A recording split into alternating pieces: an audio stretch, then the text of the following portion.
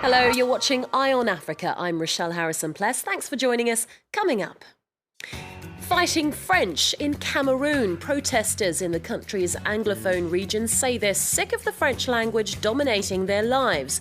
Violent clashes have erupted in Bamenda as police and demonstrators go head-to-head. South African leader Jacob Zuma says he's confident the country will avoid a ratings downgrade to junk status. This as Moody's prepares to release its ratings update at the end of the week, with South Africa's weakening economy in the firing line. And burning up dance floors across Egypt, an eclectic fusion of traditional sounds and modern beats is taking the country's underground music scene by storm.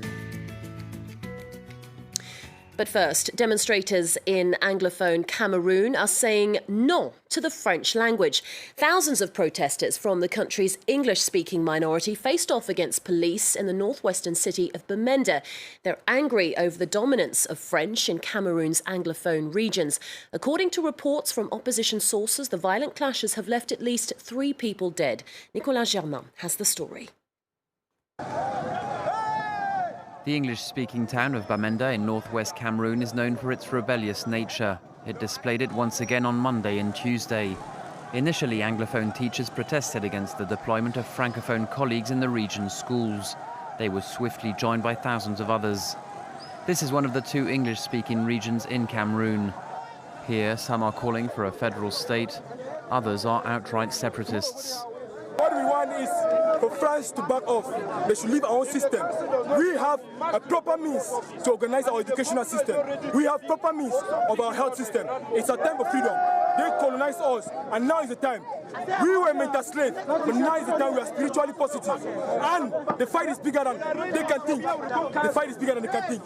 Now is the time. Cameroon's higher education minister says the teachers' protest has hidden motives.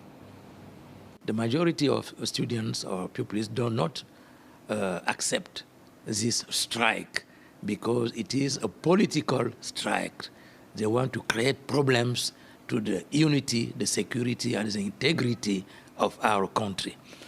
Another reason the protesters are angry is because President Paul Biya has decided to appoint the mayors of big cities directly.